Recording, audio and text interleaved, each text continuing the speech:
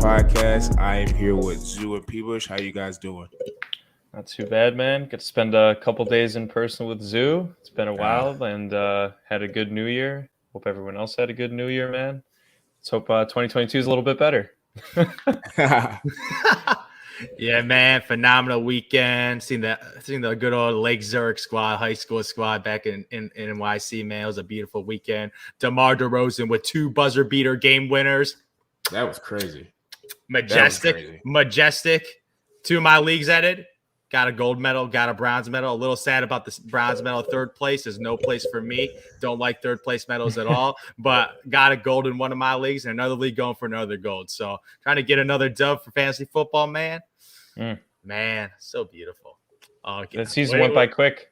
Oh, yes, it did, man. This season, man. Like we're at football playoffs now. Like pretty much the next week, a lot of teams like Green Bay Packers got nothing to fight for. So pretty much the season's pretty much over with 1 week left, and all the playoff teams are pretty much standing. So I'm like, yeah, football playoffs about to start soon. Yeah. Yeah, we're going to get into it like Zoo just kind of alluded to. We're getting down to nitty gritty, week 17. We actually got, I think, the first actual week 18 coming up with a lot of crazy scenarios still left for the playoffs. So I kind of wanted to ask the guys, what are their thoughts in this past week and looking forward as we go into the playoffs. And Zoo, I'm going to start with you this time. The Packers, man, I'm going with it. They're going to win the Super Bowl, man. Yeah, this is the year, man. This is the year. Yeah. Like last year, they pretty much looked as good as probably this year, but I feel like with the Buccaneers injuries and that whole Antonio Brown situation, that whole AB fiasco, man, like the dude just quitting in the middle of a game, benefited one of my fantasy. Hey, man, call God, man. Man. That was a weird thing to watch live, man. It was a weird thing to watch live. Yeah, man, dude stripping down, just throwing out his jersey, man. Never seen anything like this before, but AB a little cuckoo, man.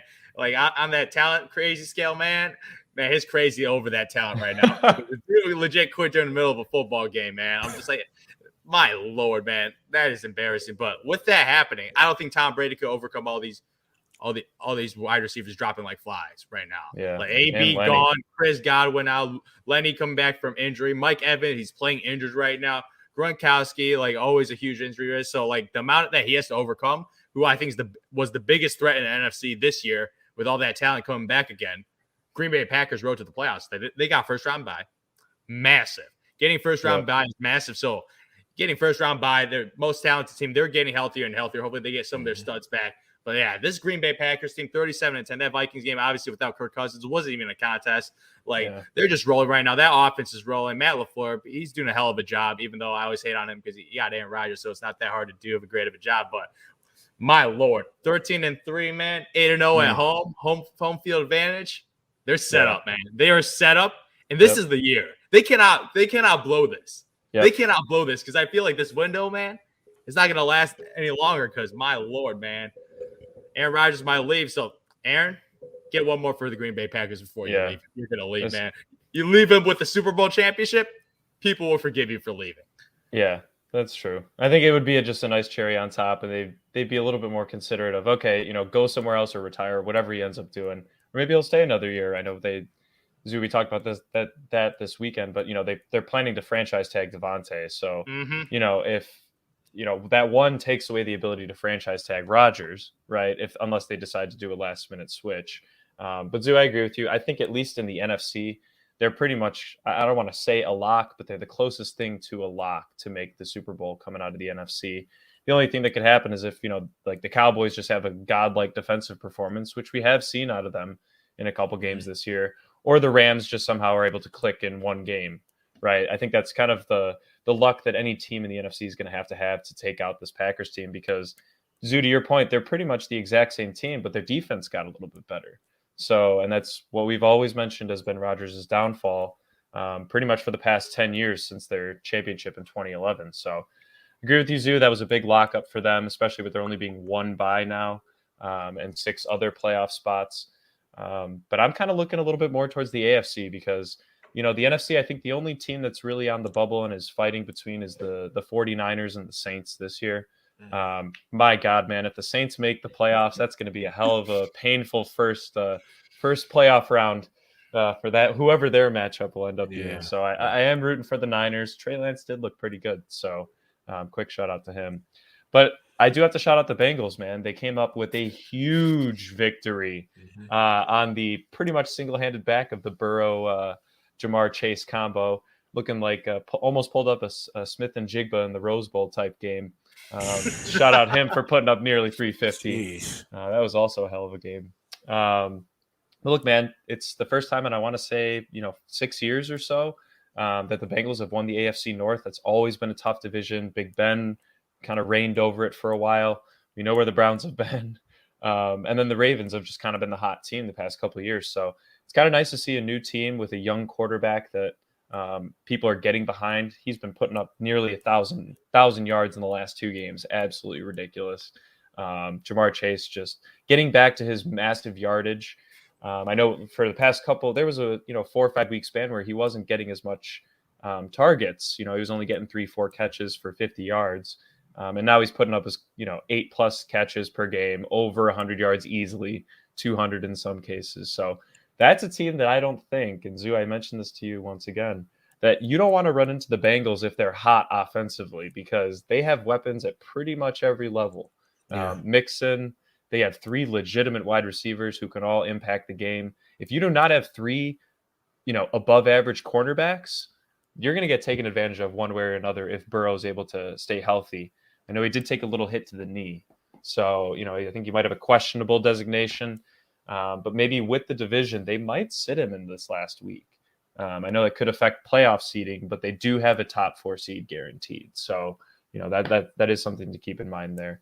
And then the other 2 games, man, that I was watching were the Raiders pulling out a big win and the Chargers, both in must-need situations. So they face off next week. I don't know what you guys think about that game, but Chargers-Raiders is pretty much defining the AFC playoff picture right now. Yeah, I appreciate you mentioning my boy Joe Burrows. I forgot to shout out Joe Burrows for winning me my fantasy league. First place, baby. Shout out Joe Burrows, man. Yeah. Dropping a 400-yard, 4-tutty game, man. This guy legit won me my league. So shout out to Joe Burrows with that virtuoso performance after the previous week. Another virtuoso performance of 500. Yeah, back-to-back, man. This guy legit won me $180. So shout out to Joe Burrows for the W, man. But for the Chargers, man, this team, man, I can't really figure them out, man. They're so inconsistent. They're so inconsistent. Sometimes they look like a powerhouse. Sometimes they look like a scrubby W team, man. The inconsistency, man. I know they have the high talent level of the elite offense with the young boy Herbert, with Austin Eckler, man, with those wideouts and Keenan Allen and Mike Williams. But, my God, the team's so inconsistent. I just feel like they remind me a little of the Chargers, man. Oh, not the Chargers, the Arizona Cardinals, man. You got a young QB. You got all this talent, man. On paper, they look really good, but I just don't believe in them, man. But obviously, we're talking about them versus the Raiders.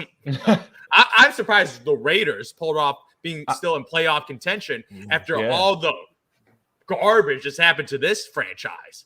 Like overcoming a head coach that's racist that got fired, overcoming a guy with a DUI that killed someone. Like, they had all this shit happen to them, and for them to pull it off and be still contending for a playoff spot, massive props, because they had all the excuses in the world. Because going through all that, man, hassle off the field, being able to focus on the field and being still a 500 ball club, that is impressive.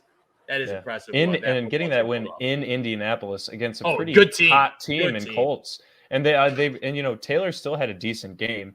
They just contained him. We always talk about, I know we always talk NBA on this podcast. We always talk about how you can't really stop the best players in the league or the best teams. You can only contain them. Well, that's what the Raiders did to just somehow stave off the Colts, who, with Derek Carr throwing 2 picks, man, he only threw 1 touchdown. Josh Jacobs did have a pretty decent game. His typical 60 and a touchdown, classic Josh Jacobs type game right there. But then their defense just kind of has a pretty good red zone defense in that game. They're one of the worst red zone defenses in the league. I think they have a 75% touchdown percentage on the defensive side, the Raiders.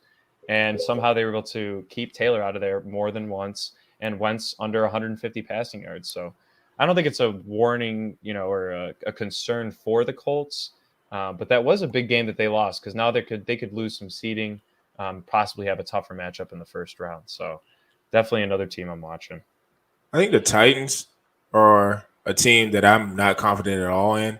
I just think they've just been it's just been a circumstantial team. I'm not a believer in Tannehill, and rumors about Derrick Henry coming in. Like, even if he is or were to play, he's not going to be the Derrick Henry that was leading the league in rushing before he got injured. So they're a team in the AFC that I just don't have any stock in. Maybe they proved me wrong. But in the AFC, it's so funny that, like you guys were saying with the Raiders, like part of me kind of wants them to get in because they just seems like a team. They have so much going against them, like Zoo was talking about, that if they were to get into the playoffs, they could be like this oddly weird dark horse. But the Chargers, like looking at the playoffs, and we still got one more week, but looking at it now, it's like they would end up playing the Chiefs. And that would be a game I would be so interested in because selfishly, from the NFC and AFC perspective, just in terms of what I want to see for Super Bowl, I really want to see Mahomes and Green Bay and Rodgers go against each other. Just because if I know it would probably be an offensive, like just display of like the old guard of how Aaron Rodgers was the elite thrower from different angles, and you got Patrick, who is basically like a reincarnation of him but more athletic. Like I would love to see that in the Super Bowl because it would just display like both sides of how now the dual threat quarterback is like what it is in the league. Because Aaron, like when he was coming up, he was really the only guy in that dual threat category that also had like the elite arm and could make really good passes. And then Mahomes is like kind of like a clone of that. Just he's probably got a stronger arm and a little bit more athletic. So to me, it's just selfishly I would want to see that. I just feel like with Kansas City, their defense is kind of fool's gold. I feel like once you get a guy in the playoffs, like if he's an elite quarterback, like say you have to go against a Joe Burrow or Justin Herbert, he's going to eat that defense up.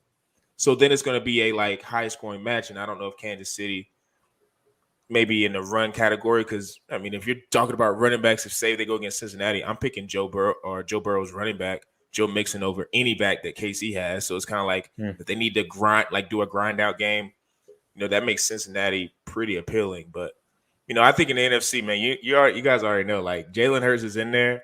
I'm riding that fucking train until it falls off the tracks, man. Like I just want to see that whole system of how they got now with running the ball, 300 monster, including himself, and a little bit of play action RPO game. I want to see that in the playoffs and see if they can actually stick to it. Because to me, the reason why I think I'm also so big on the Eagles is they have nothing to lose. Like they have nothing to lose. Like everybody thought this year, this is the year they're going to be like, well, we now know Jalen Hurts can't do nothing for us, and we're going to go pick a quarterback in the draft or whatever. But he actually ended up getting them to the playoffs. So now I feel like it's just no pressure. And when it comes to the playoffs, man, it's like, I want to buy into the Packers. I just feel like it's so easy. Like I just think they have to get there this year because the Bucs are falling apart. The Rams. I don't know if you guys saw Jalen Ramsey. Freaking. I don't even know who the guy was, safety, corner, nickel guy, whatever. Just slapped him upside the head. I get it, Jalen, you're a Hall of Famer, but like, God, you can't do that. Like, what does that show for team unity? So it's like all these teams in the NFC are imploding. Like the Cardinals. D-Hop's not back. Yeah, like it's just so. Aaron Rodgers beat the Cardinals without any of his receivers. Yeah, he ain't scared of the Cardinals. No, definitely not. And like you say, if they're going to have the number one seed, you got to go through Lambeau. And everybody knows nobody wants to go play on the frozen tundra, as they would say. Like nobody wants to go do that. Nope. So I'm more with a lock on that, like with the Packers, but I'm very intrigued with the Eagles just to see if they can make some disruption because I just feel like they have no pressure. And they take up a ton of time on the clock, man, just with how much they run the ball. That like if they're running, successful 8-minute drives, 7-minute drives, and we know Rodgers can go down the field in 2 plays, 75 yards. I mean, that I know. It's just a 15-yard pass to Devontae and a 60-yard bomb to Lazard or MVS or something like that. That's Rodgers's MO. But I would actually argue, and this might be the first time I'm going to say this, but I think if you're going to pick a team that might cause them disruption, it could be the Cowboys. And I'm only saying that because of the defensive side. I think Micah Parsons could really disrupt, especially with, I know that the Packers O-line has been pretty stable, even without Bakhtiari there on the left side tackle spot. But man, if Micah Parsons, if they just decide to rush him all game, I mean, we know he rushes the quarterback, and even if they run a draw play or they run a screen play, Micah Parsons still ends up on the opposite side of the field, at least attempting in that tackle. So he could, not single-handedly carry that defense. And, Trayvon Diggs, he loves to get jumps on the ball, and maybe Rodgers will make a fool out of him. It's very possible with those beautiful pump fakes and hiding behind the back leg on those play actions that Rodgers loves. But I do think that, if Dak is able to have a good game, if That's the Ezekiel key. Elliott and Pollard can put something together and at least get their team 80 total rushing yards and open it up for Dak and he can hit open throws, that's a big if. But there's really no other NFC team that stands out to me. Stafford's been struggling. Kyler Murray's had his woes here and there. Their defense hasn't been great. James Conner's been out. They pretty much won and held on to that lead against the Cowboys because of that miraculous fake punt catch off the helmet. They were comparing it to David Tyree. I thought it was way harder and much more impressive than the David Tyree catch.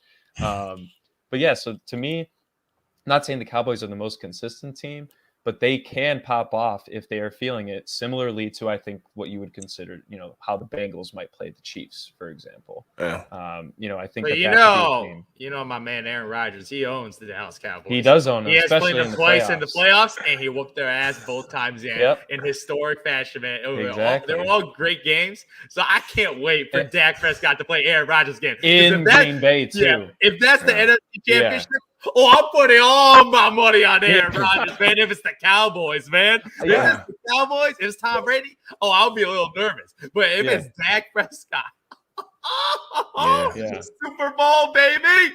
But it's either that or you're talking, an inexperienced playoff player in Stafford. He's only played maybe 2 games in the playoffs in his career, never won.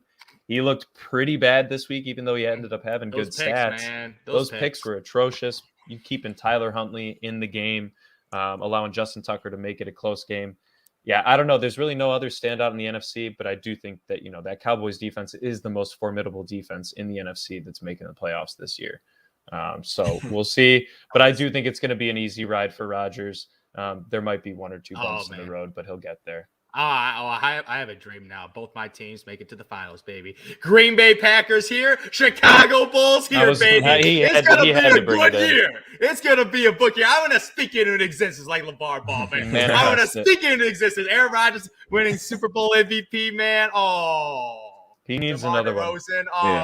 He gets another one and puts him in a way different tier. Yeah. Puts him in a way different tier. We could all agree that my man Aaron Rodgers got the MVP in the bag after securing the NFC, baby. Yeah. He got the MVP in the bag. It's not even a question. Like, it took Tom Brady a miracle to beat the Jets. Yep.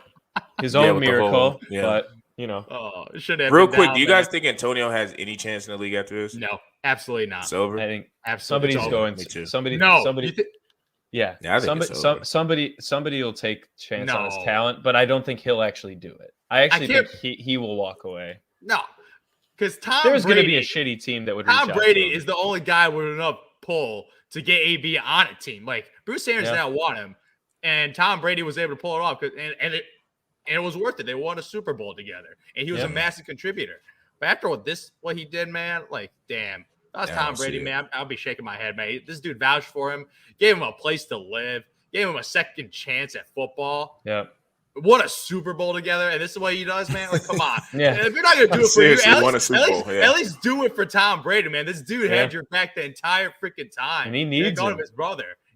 He needs him more than ever now. Brady needs AB more than ever. Because I don't even know who the guy they were. I don't even remember the guy's name. Harriman was like getting a lot of targets. Yeah, it's.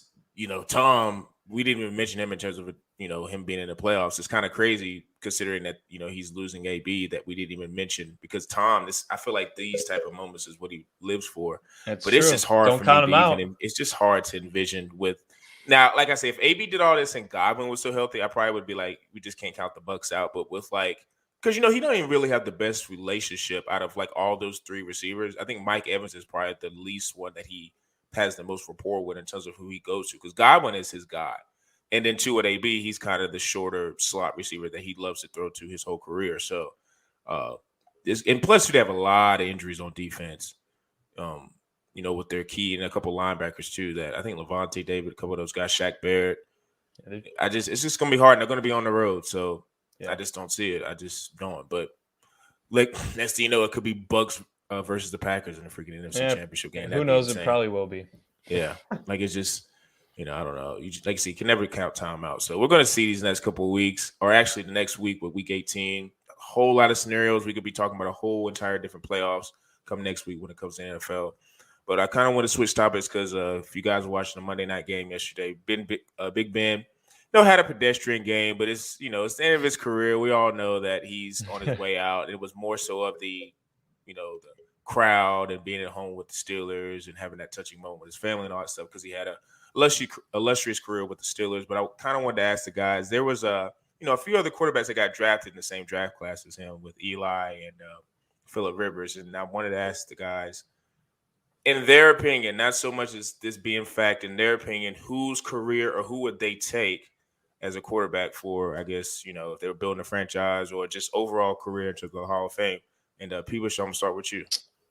I mean, I think it's a pretty clear-cut answer of, who is the best quarterback of all of them. I mean, I think Big Ben easily had the best career overall. 2 Super Bowls. He didn't win a Super Bowl MVP, but they gave I think it was his first one to Santonio Holmes for that beautiful catch against the Cardinals and Larry Fitzgerald, but also a hell of a throw on that play, by Big Ben. He literally pointed him out. You can watch it on the play. He points to Santonio Holmes. He's like, I'm throwing it right to you.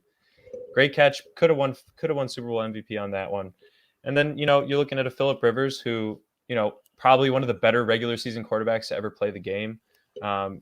Pretty similar to a Peyton Manning, who was a god in the regular season, pretty much year in, year out. Did obviously win a couple Super Bowls, not necessarily the most impressive.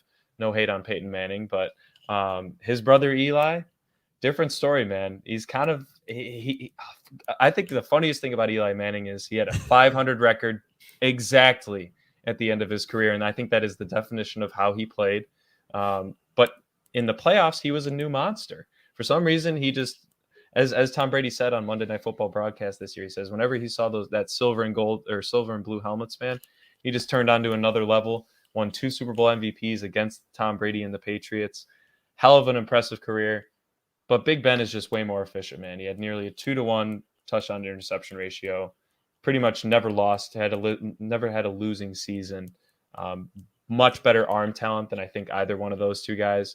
And he just had better teams, so he had more success. So, and if you want to look at it, he did win the Rookie of the Year they all 3 got drafted. So if I'm starting a team or I'm looking, I do think that all 3 are Hall of Fame quarterbacks, but I got to go with Big Ben if I'm starting a team because I just think he has the most raw talent.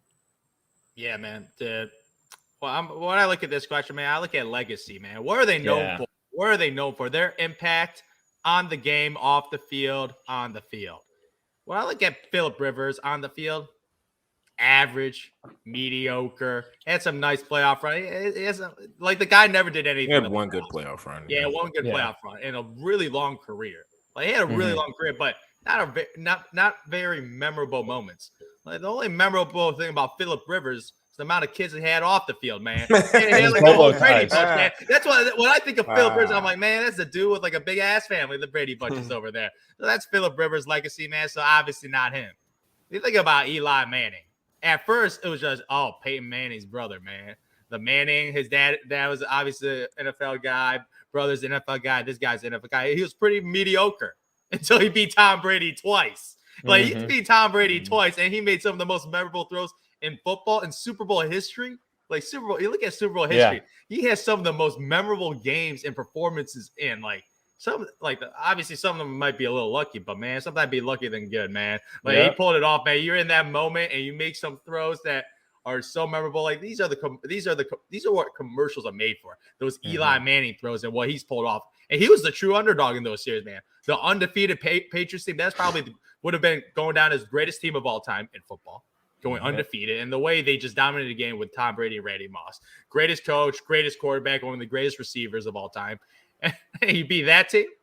At 8-8. Man, dude. That wild card run, man. Oh, my Lord, man. And it's not just making to the Super Bowl and beating Tom Brady. He's beating Brett Favre, Aaron Rodgers. And wasn't that the Aaron Rodgers that was the 15-1 Aaron Rodgers?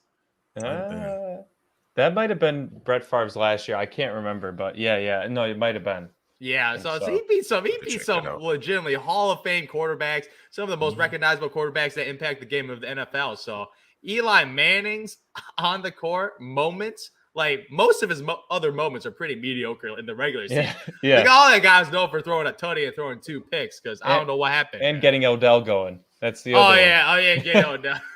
Odell have a shining moment, man. But Eli Manning's moments of his career are Hall of Fame moments. Like Yeah. I don't like just those moments. I would say is a Hall of Fame career, even though the rest of his career pretty damn mediocre, man. Pretty damn mediocre. And lastly, Big Ben, man. Big Ben, historic franchise of the Steelers. Pretty much in the beginning, he was just like riding the coattails of good defense. Mhm. Like pretty much, like he didn't do much when he won his Super Bowls, but he was able to develop his career very similar to Russell Wilson, becoming more of a facilitator to okay, this is a guy that actually make plays. Big Ben chucking the ball deep, man. Like him with the triple Bs, the Le'Veon Bell, Antonio Brown, those are some nasty offenses, man, that he ran with Mike Tomlin. Those are some elite offenses. Yeah. Like, my God, that team was fully What could have loaded. been, man? Yeah, what could have been, man? Too bad the Patriots had to whoop them every time. Yep. Oh, yeah, we couldn't pull it off, man. But, yeah, Big Ben. And not going to lie, man, Big Ben also, man, also memorable about Big Ben, man? Off the court issues, man. That's Off fair. the field issues. So that negative on his career. Yeah, I remember that night in Georgia too. Yeah, man, it's not a lot good, of people man. forgot, but yeah, Yeah, I see I what's don't going on forget that those night. off the forget. field issues, man. So that off the issues, I gotta dock that resume a little, man. Because when I think about on the court, off the field, these things matter. So I got to go with my boy Eli Manning. Really? Okay. Yeah, Eli Manning, man. Even though his skill wise, his interceptions, my lord, I hate interceptions. Yeah. Like he is the really, worst. really, he is by far the worst at throwing picks. But I feel like his moments and having a clean off the field, man. Eli Manning, I'm going with his legacy on the impact of the NFL, man. Yeah, that Eli for me, even though it's not the guy I'm going to go with, the guy I'm going to go with is Big Ben, because I just feel like he's more of a natural talent that people said. One thing about Eli, his moments, like you say, Zoo, in big games, like he just never seemed like he gave two craps about what game it was. He just was out there gunslinging, going around, getting directing, doing whatever. And I would probably say that I'd have to be fact checked because I'm not entirely sure, but I feel like out of those three, he probably had the least talented offenses out of all those. Like he had like Mario Manningham and he had Victor Cruz. Absolutely. But I can't. What running backs he had? Like Brandon Jacobs, maybe Ahmad Bradshaw. Like maybe Tiki Barber. I'm not even sure. Tiki might have been before him. I'm not sure. But like he probably had one of the less offensive or efficient offenses surrounding him. Like Big Ben had a lot of weapons. That's one thing the Steelers always do. They stack receivers. Le'Veon was on a Hall of Fame track until he kind of went off the rails and demanded money and all that type of stuff. Like he was on a track where he could have been in the Hall of Fame. Because he was one of those legit backs, like you could line him up out wide. He can go do it, out route, whatever. He can go get it and catch it and do all that stuff. And then you had Antonio Brown. So, with Big Ben, his career kind of was similar to like how it is usually with the quarterbacks that come in that are drafted high. Sometimes they like Brady, even though he's not Brady, but like Brady was kind of a game manager at the beginning and he grew into who he was. Big Ben kind of did the same thing. I just think he was more naturally talented. Phillip, he was a guy that I think a lot of players, if they were like off the record or maybe on the record, would say he's probably one of the biggest shit talkers. So like I think a lot of his mystique and all that is like he was good and he did all that. So, and he had LaDainian Tomlinson, which it's kind of a shame that he didn't even get to a Super Bowl with LaDainian in his backfield. But I'm gonna have to just go with Big Ben because I just think he's more physically gifted. Like I said, I'm not excusing any of the because he had not even just a situation in Georgia, like he have the huge motorcycle crash. Yeah, like acting crazy. Like he was reckless off the field. And I think he got a lot of it covered up by, just the Steelers situation and like, I don't know, everything with the Steelers is always protected. Their brand. So I feel like everybody involved with that organization, it's kind of hard to like really mess up. Like you see Antonio, he kept getting chances after chance with the Steelers and they still were winning because it was more about their structure. You see he goes to Tampa Bay and they won, but that's mainly because of Tom Brady. Let's see what Tampa Bay's structure is going to be when he leaves. Like they're going to go back to probably being 8-8 and under 500 because Tom Brady just has that type of, I guess, cachet that people know. It's like kind of LeBron a little bit. It's like when you go to the Lakers or go wherever, you got to act right because you're playing with one of the all-time greats. So, Big Ben's had a lot of help, I feel like, with the Steelers. And he kind of owes the Steelers a little bit because they held on about 2 years too long with Ben, too. Yeah. So, to be honest, I think he's indebted to the Steelers forever. But just for me personally, I'm going to go with Ben because But Eli, one thing about Eli too that's kind of crazy is I know he was a gamer in terms of the like playoffs.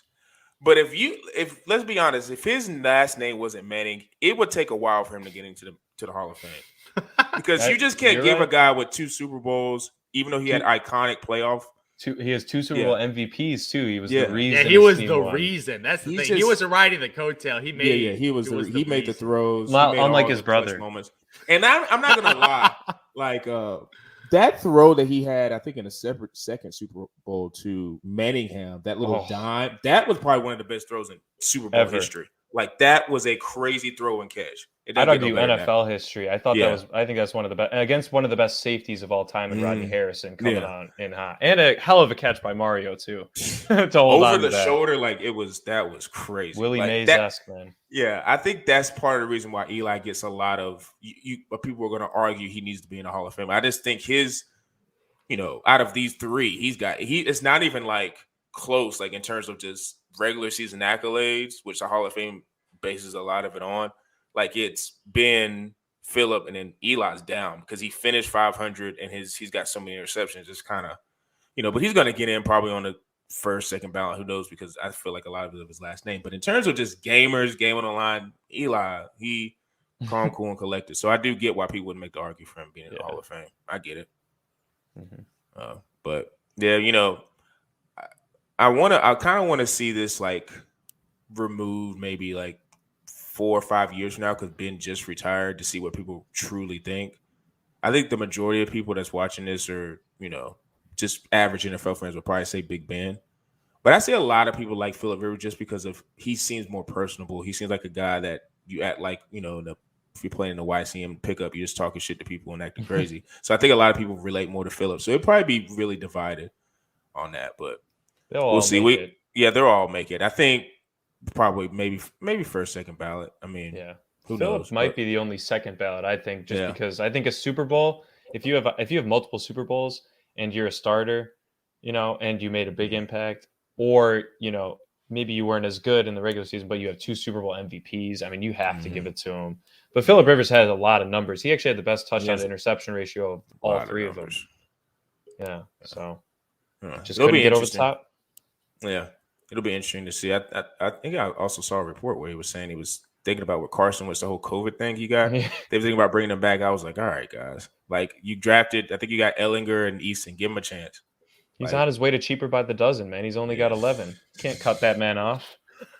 Yeah, I can't even I would if that was me just having those kids. I'd be like, look, 5 of you guys, you're not going to college. The rest of you, we'll talk about it. But go find a trade. NFL contract though.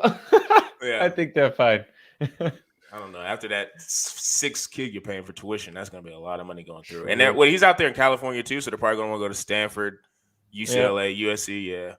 Have fun with that, Phillip, paying those bills, those tuition bills. Enjoy retirement, man. Yeah, facts. But that's kind of it for this episode of the Bullheaded Podcast. Make sure you guys like, subscribe on YouTube, getting those videos up. We're going to start editing more things into that so we get the intro, outro. Make sure you guys follow us at bullheaded_pod on IG, Twitter, TikTok. The TikTok handle is bullheaded864, putting content up on there daily. Also doing shorts on YouTube, which is under the same name. So make sure you guys tune in for that. And for me, Zoo P. Bush,